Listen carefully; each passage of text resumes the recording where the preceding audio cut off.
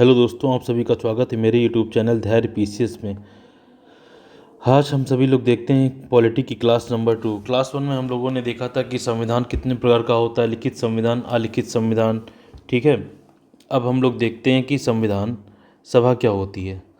तो संविधान सभा क्या होती है? किसी राष्ट्र की जनता के प्रतिनिधियों की सभा जो संविधान सभा का निर्माण करती है उसे संविधान सभा कहते हैं। ठीक है, मतलब कि किसी राष्ट्र की जनता, यानी किसी राष्ट्र की जनता के प्रतिनिधियों की सभा, यानी कि कोई भी राष्ट्र है उसकी जनता के जो प्रतिनिधि हैं उनकी जो सभा होती है वो सभा जो है संविधान का निर्माण करती है, उसे ही संविधान सभा कहते हैं। ठीक है, विश्व में पहली बार संविधान सभा का विचार किसके मन में आया था? तो इंग्लैंड के हेनरी मैन के मन में आया था। ठीक है, यानी कि विश्व में पहली बार संविधान सभा का विचार किसके मन में आया था? हेनरी मैन के मन में आया था। वो कहाँ के थे? वो इंग्लैंड के रहने वाले थे।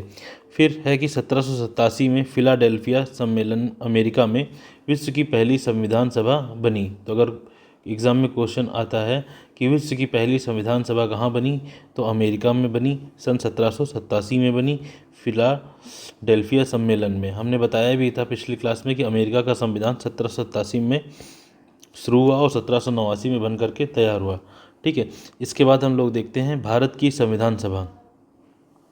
भारत की संविधान सभा, भारत में संविधान सभा की मांग कब कब उठी? तो सबसे पहले 1895 में बाल गंगाधर तिलक ने अनौपचारिक यानी कि अनऑफिशियल रूप से जो है स्वराज विधेयक में संविधान सभा की मांग उठाई। ठीक है, सन 1922 में क्या हुआ? महात्मा गांधी ने मांग संविधान सभा की।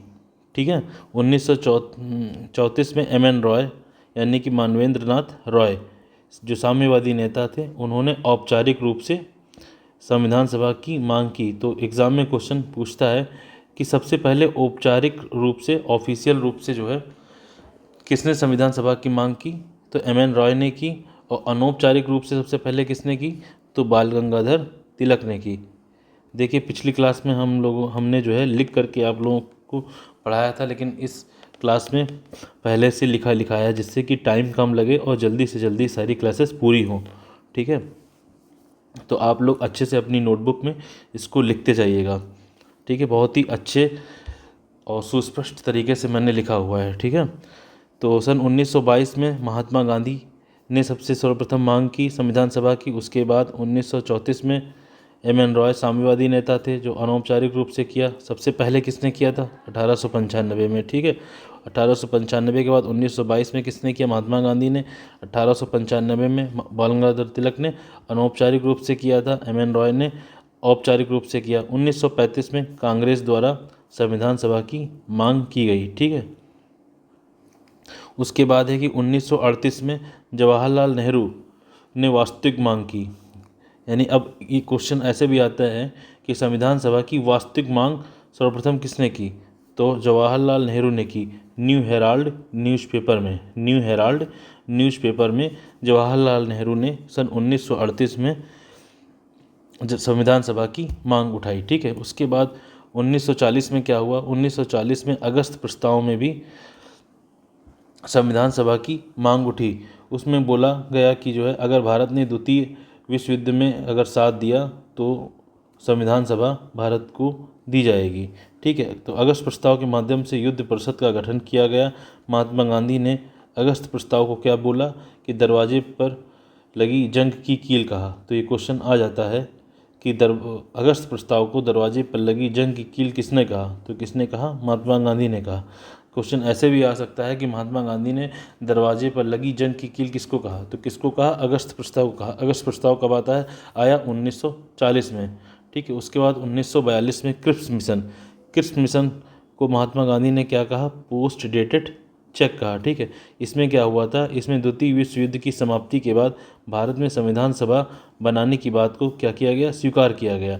मुस्लिम लीग और कांग्रेस ने दोनों ने इसको अस्वीकार कर दिया। ठीक है, तो ये मैंने बताया कि कब कब जो है भारत में संविधान सभा की मांग उठी। ठीक है, तो इसको जो है अपनी कॉपी में आप नोट करके आप अच्छे से याद कर सकते हैं। ठीक है, उसके बाद द्वितीय विश्व युद्ध के बाद हुआ क्या?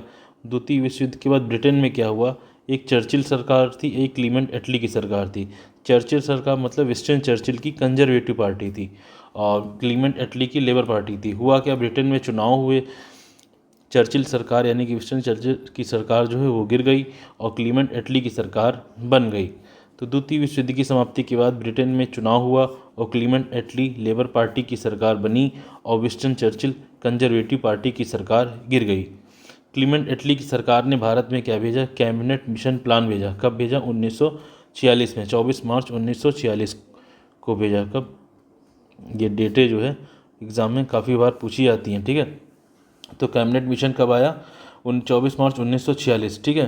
तो कैबिनेट मिशन प्लान कब आया, 24 मार्च 1946 को। इसके 3 सदस्य थे, पास, PAS, पी का मतलब पैथिक लॉरेंस, ए का मतलब AB अलेक्जेंडर, एस का मतलब स्टेफोर्ड क्रिप्स। तो जो पैथिक लॉरेंस थे वो मिशन के क्या थे, अध्यक्ष थे। AB अलेक्जेंडर कौन से थे, वो नेवी के मंत्री थे। स्टेफोर्ड क्रिप्स कौन थे, वो व्यापार के मंत्री थे, ठीक है। कैबिनेट मिशन के प्लान के जो है 2 उद्देश्य थे। नंबर 1 था कि संविधान सभा का भारत में निर्माण करना और अंतरिम सरकार बनाना, ठीक है। तो अब हम लोग देखते हैं संविधान सभा का निर्माण आखिर में किस तरीके से हुआ, ठीक है। तो देखिए हमने कितने अच्छे से सारी चीज़ों को लिखा हुआ है, ठीक है। आप इसको अपनी नोटबुक में बस इसी तरीके से आप लिखते जाएंगे और आपके नोट्स बहुत ही अच्छे तरीके से तैयार हो जाएंगे, ठीक है। बाकी मैं टेलीग्राम ग्रुप पर भी इन नोट्स की PDF जो है डाल दूंगा, ठीक है। तो आगे हम लोग देखते हैं कि संविधान सभा का निर्माण, संविधान सभा का निर्माण आखिर में कैसे हुआ। देखिए 10 लाख जनसंख्या पर एक सीट थी, ठीक है। तो टोटल 389 सीट पे चुनाव होना था। तो जिसमें 389 सीट का बंटवारा किस तरीके से हुआ कि जिसमें से 292 सीट कौन सी थी, ब्रिटिश प्रांत की थी, 4 कौन सी सीटें थी, कमिश्नरी की थी, और 93 कौन सी सीटें थी, वो राजा या रजवाड़े की सीटें थी। जो कमिश्नरी सीटें 4 थी वो कौन सी थी, ABCD, यानी A से अजमेर, B से बलूचिस्तान, C से कुर्ग और D से दिल्ली। कमिश्नरी का मतलब केंद्र शासित प्रदेश, ठीक है। यानी कि 389 में 292 जो ब्रिटिश प्रांत की थी और 4 कमिश्नरी थी, यानी कि 296 इन पर ही केवल निर्वाचन होना था और बाकी जो 93 जो राजा रजवाड़े थे इनको मनोनीत होना था। यानी कि 296 सीटें थी, इन पर ही निर्वाचन होना था। नोट, यानी कि इनके ऊपर निर्वाचन होना था और इन पर मनोनीत होने था, ठीक है, सदस्य। तो अगर एग्ज़ाम में क्वेश्चन इस तरीके से भी आता है कि जो भारत की जो संविधान सभा थी वो आंशिक रूप से क्या थी, मनोनीत थी और आंशिक रूप से निर्वाचित थी, ठीक है। तो इस तरीके से कथन निम्नकरण में क्वेश्चन पूछा सकता है कि क्या भारत की संविधान सभा पूर्ण रूप से निर्वाचित थी।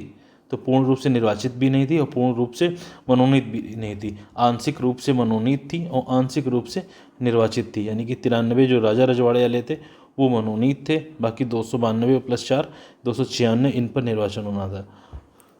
तो आज की क्लास को हम लोग यहीं पर समाप्त करते हैं। अगली क्लास में हम लोग जो है आगे का देखेंगे, ठीक है। तब तक कि आप इसको पूरी तरीके से नोट कर लीजिएगा और काफ़ी अच्छे से मैंने नोट्स बनाए हुए हैं। तो आप लोगों को इसी तरीके से पूरी की पूरी पॉलिटी में लिख करके पूरी की पूरी पॉलिटी में लिख करके बताता रहूँगा, समझाता रहूँगा, ठीक है। तो उम्मीद है कि वीडियो आपको अच्छा लगा होगा। अगर अच्छा लगा हो तो चैनल को सब्सक्राइब एंड वीडियो को लाइक ज़रूर कीजिए। Thank you very much.